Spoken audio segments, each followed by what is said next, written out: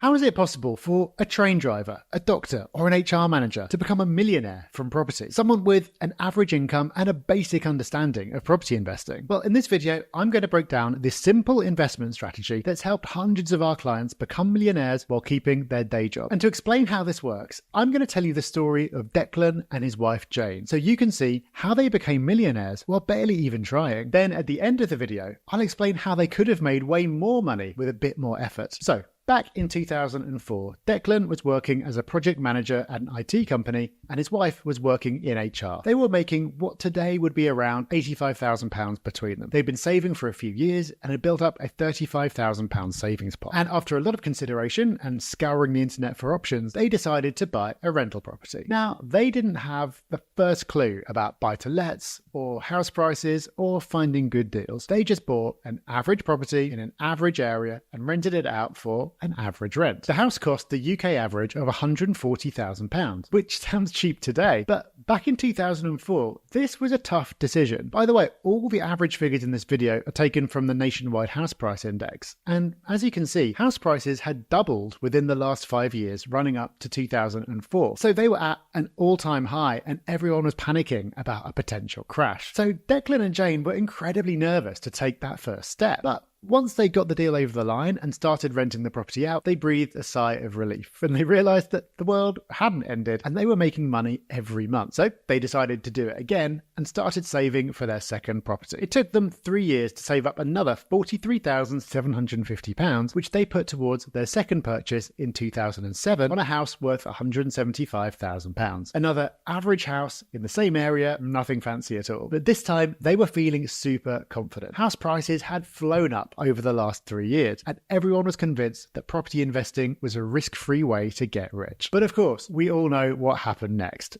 2008. When the economy crashed, Jane, understandably, really wanted to get out. They even had an estate agent round to evaluate their portfolio, and after the meeting they learned that they'd lose money on the second property, but they'd still make a decent amount on their first and get out ahead. But it would have meant kicking out their tenants, and in the end, it was more hassle than it was worth. So they just ended up holding on to both their properties and riding out the storm. And thankfully, they did, because 2 years later, the economy started to recover. And luckily, they'd both held on to their jobs and managed to keep saving. So a few years later, they were back in buying mode. Fast forward to 2010, and all their friends thought they were mad for even thinking about property. But they'd seen how things had started to improve in just 2 years. So in 2010, they put £40,500 of cash into another property worth £162,000, actually less than they'd paid 3 years ago, because they decided that although things had been tough recently, owning more property would never be a bad thing in the long run. However, their friends thought they were absolutely barking mad when they then bought their fourth property in 2013. Why? Well, house prices had only risen by around £1,000 in 3 years. Declan looked at his friend who'd invested in gold and seen it go up by 33% over that same time, and he did question whether he was doing the right thing. Plus, with their portfolio growing, they were being hit by regular repair bills. With 3 properties, it seemed like every week there was a new issue. But fast forward another 3 years, and Declan's mates weren't feeling quite so smug. In just 3 years, property prices had gone up by £35,000. So it looks like buying in 2013 had been a good move after all. With the economy back on track, Declan and Jane were feeling very confident about the future, except for one thing: Brexit. In 2016, people were terrified about the outcome if the UK voted to leave. There were rumours flying around about a huge crash, and there was even an official Treasury report that warned that house prices could fall by 10%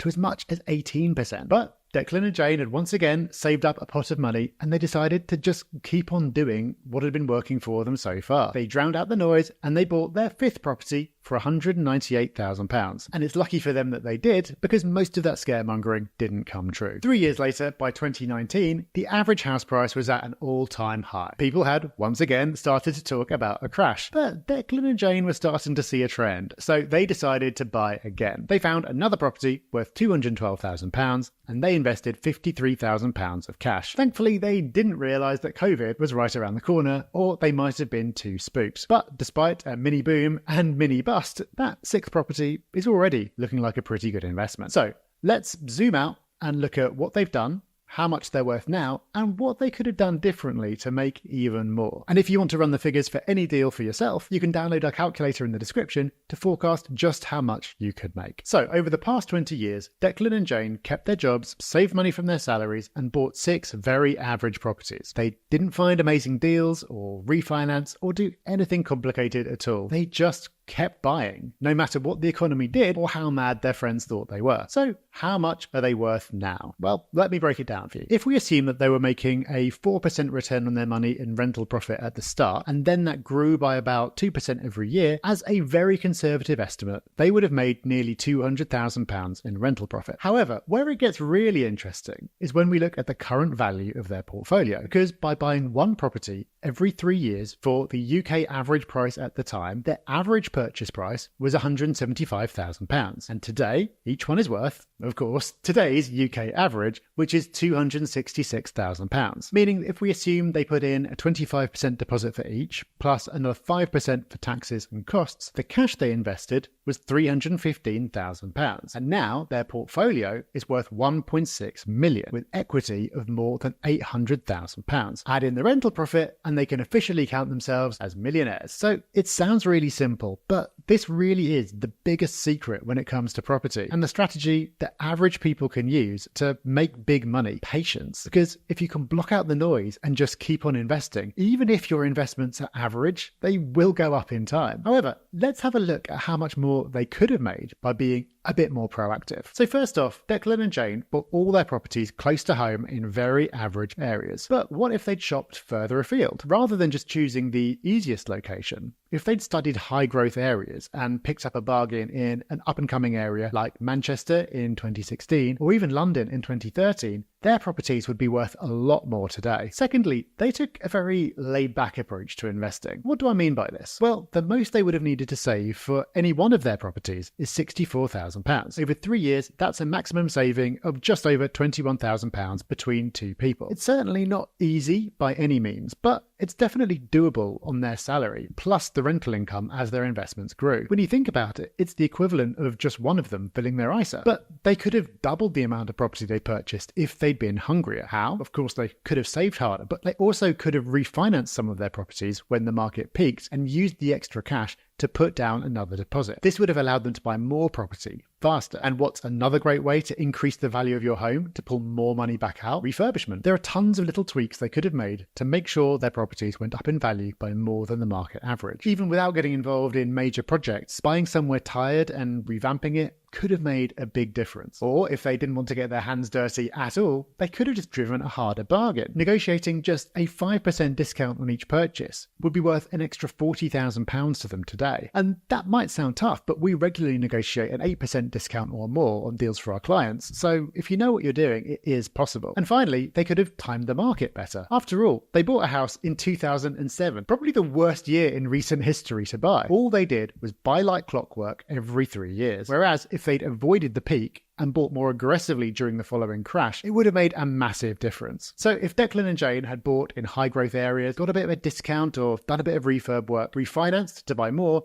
and had better timing, how much would their portfolio be worth? Well, it's quite possible that they could have doubled the equity that they have now. But there is no need for them to feel sorry for themselves, because remember, even if they never buy a property ever again, they'll keep on getting richer as their properties steadily rise in value and their rental income increases. Another 20 years from now, and even their most recent buy will look comically cheap. And this example just goes to show that even if you don't do anything clever, you're just average in every way, patience and consistency will pay off in the long run. However, as you can see from Declan and Jane's story, overcoming your fear and taking that first step is by far the hardest thing to do. And I meet so many people who've lost out on countless thousands of pounds in missed opportunity because they don't have a clear plan. So watch this video next, where I explain every single step you need to take to make sure your first purchase is a success.